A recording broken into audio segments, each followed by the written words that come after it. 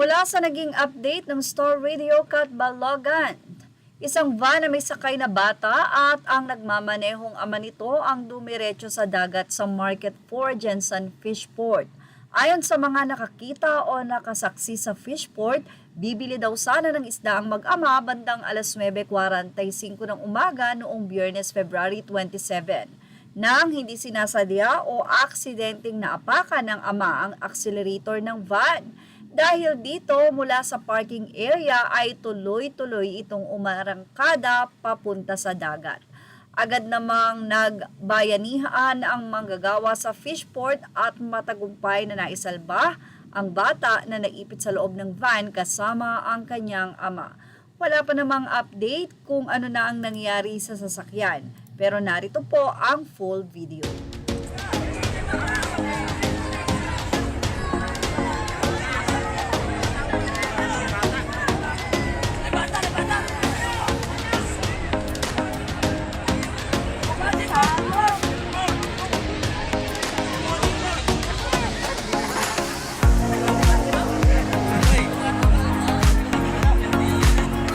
Pastilan nga ban, kalakpat sa dalan di dahil ko siya.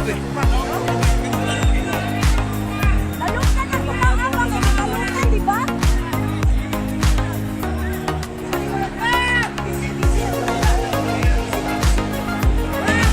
Dapat hindi ang pakunta siya kaya nagpapurbing ko ako, no?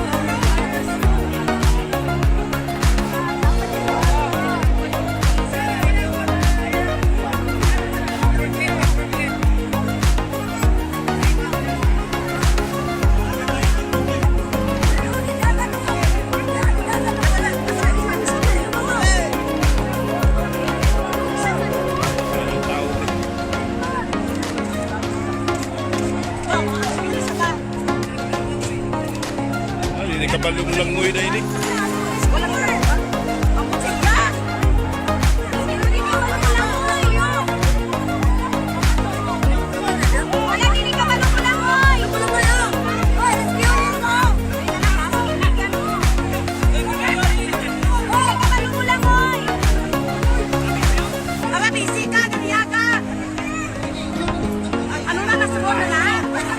Oh! Hey! Hey!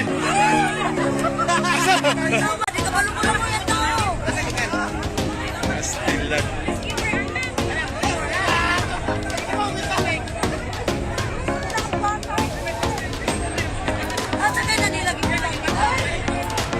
Kalaw gawa rin nga ban. Bungkag ang mga tao sa Fishport.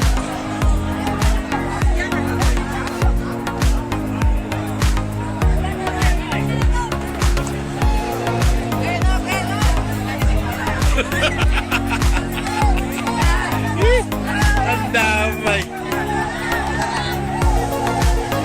Sige, bira! Ano? Aisa, kayo ba palikot? Aisa!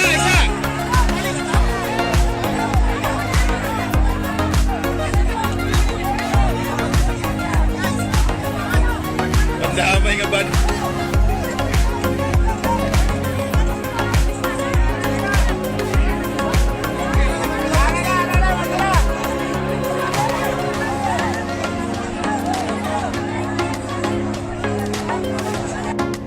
At yan ang ating Showbiz Snap update. Images and video are all credit to the rightful owner from Dam Elad. Thank you for watching Showbiz Snap.